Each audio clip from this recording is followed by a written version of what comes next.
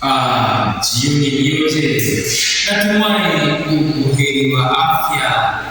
Ananijia pamoja nikiwa studio zetu hapa Kaimosi. Akumbuka ni Alvin Motanga. Akumbuka hii ni sauti ya Kaimosi.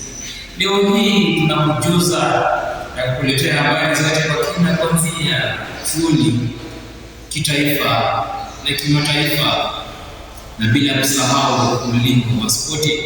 Karibu kwa taarifa za siku ya leo. Kwanza kabisa, acha tuanze na vidokezo. Mitihani tu anuai Kaimosi yaendelea. Siasa chafu yazidi kuzua tumbo joto. Rais Ruto na Rais Gachagua wakitiana majembe. Komesha LGBTQ na madawa ya kulevya. Na spoti, Arsenal yazidi kuzidisha matumaini yao kulikuwa taji la Uingereza. Na huku pia Champions League waingia kwenye quarter finals, huku Chelsea wakibanduliwa na Paris Saint-Germain. Karibu kwa taarifa ya siku ya leo. Mitihani yaendelea chuo anuai Kaimosi, kama anavyotupasha mwanahabari wetu Naika akiwa maeneo ya Kaimosi. Na mitihani ya chuo anuai Kaimosi yazidi kuendelea, ikiwemo ya NEC na SIDAC. Walimu watakia wanafunzi wote heri njema katika mitihani yao. Nikiripotia sauti ya Kaimosi, jina langu ni Chris Naika. Asante sana mwanaripota wetu Chris Naika, ukiwa pale Kaimosi. Walimu watakia wanafunzi wote heri njema katika mitihani yao. Haya yakizidi, tuangazie siasa chafu humu nchini, ambapo yanagonga meza yetu ya habari ni kuwa aliyekuwa naibu wa rais Rigathi Gachagua na Rais Ruto wazidi kutupiana majembe katika mikutano yao. Rais Ruto akiwa kaunti ya Bungoma, Rigathi Gachagua akiwa kaunti ya Jamhuri. Haya na mengine mengi, mwanahabari wetu Cora Roy anakujuza. Siasa chafu yazidi kuzua tumbo joto, huku wanasiasa wakitupiana cheche za matusi, akiwemo Rais Ruto aliyekuwa maeneo ya Bungoma. Wale watu yule mwingine tulifukuza yeye kwa sababu ni mwizi, kwa sababu aliibia, hata akaibia mandugu zake. Na aliyekuwa naibu wa rais Rigathi Gachagua akiwa kaunti ya Kiambu. Na nikwambie Kasongo, hapa naita watu wezi. Mambo ya wizi ikiongewa Kenya, hakuna mtu ajui mwizi mkuu Kenya ni nani. Kutoka chuo cha Kaimosi ni Cora Boy. Asante sana mwanahabari wetu Cora Boy, ukiwa moja kwa moja kutoka maeneo ya Bungoma, ambapo siasa zinazidi kuzua tumbo joto, huku wanasiasa wakitupiana majembe. Natumai mmezipata kauli zilizo pale. Utaona wanasiasa ni kama wanabishana, wakirushiana cheche za matusi. Tukiachana hayo, acha tupunge virago vyetu na kupaa moja kwa moja hadi kwenye jukwaa la spoti, ambapo dimba linazidi kushuhudiwa na watu wanazidi kuvutana na kugaragazana. Moja kwa moja kwa taarifa zetu hadi pale Emirates Stadium, ambapo Arsenal waliweza kubandua wana Leipzig kutoka kwenye Champions League, huku Chelsea na Manchester City wakisazwa kwenye kombe la Champions League. Kwa haya mengine mbili, kama anavyotujuza mwanaspoti wetu Teresa Bright.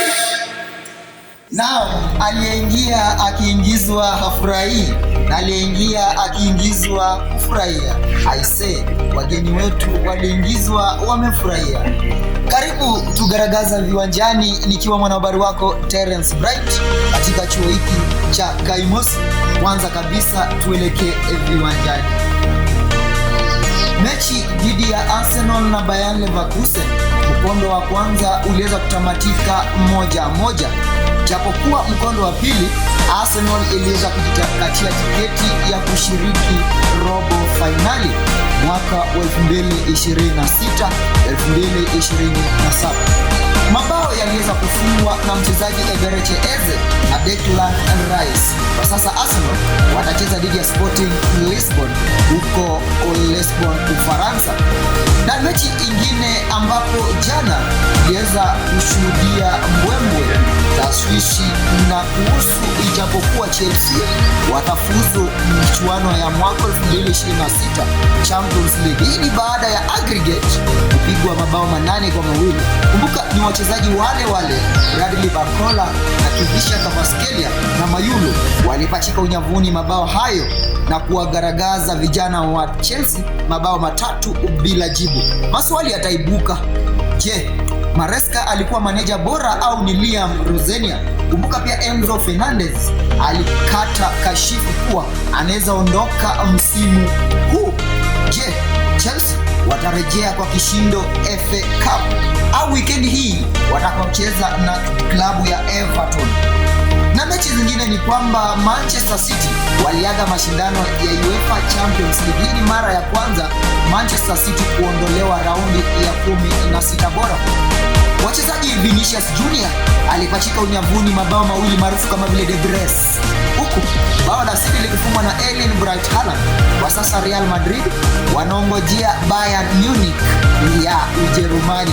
Kumbuka mechi hizo zitarejea, robo finali zitarejea mwezi wa 4 kuanzia tarehe 8, ambapo Arsenal watachuana na Sporting Lisbon, Real Madrid watacheza na Bayern Munich, huku Paris Saint-Germain watacheza na Liverpool au Galatasaray.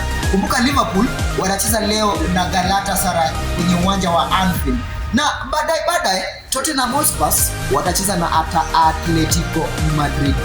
Kwenye spoti nyingine ni kwamba aliyekuwa mshambuliaji wa klabu ya Arsenal na kwa sasa ambaye anaondoka, Thierry Henry, amesema kuwa Arsenal watanyakua ligi ya msimu huu.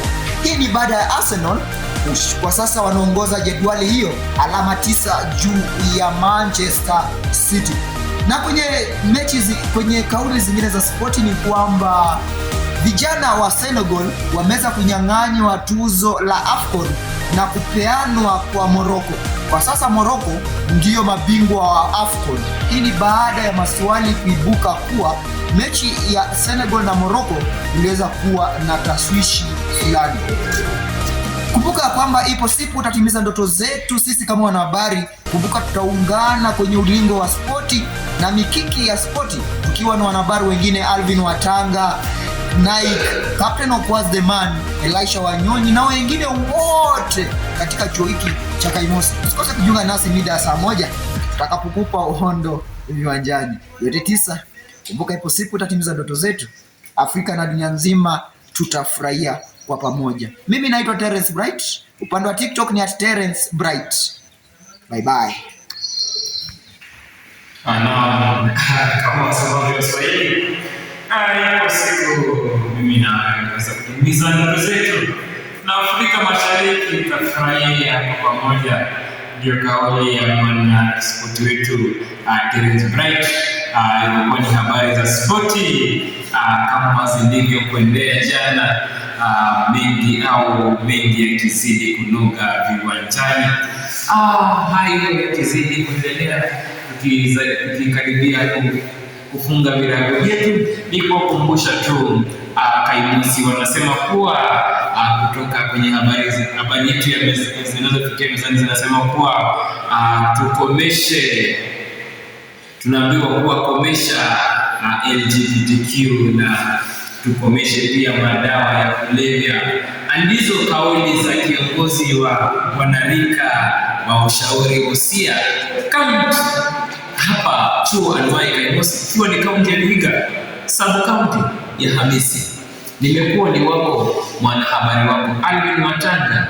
Tukutane mida mingine au mida ya saa 3 tukuletea taarifa kimuktasari moja kwa moja tukiwa papa hapa chuoni Kaimosi. Kuwa na usiku mwema na Mungu akuzidi kuongoza kwa kila jambo.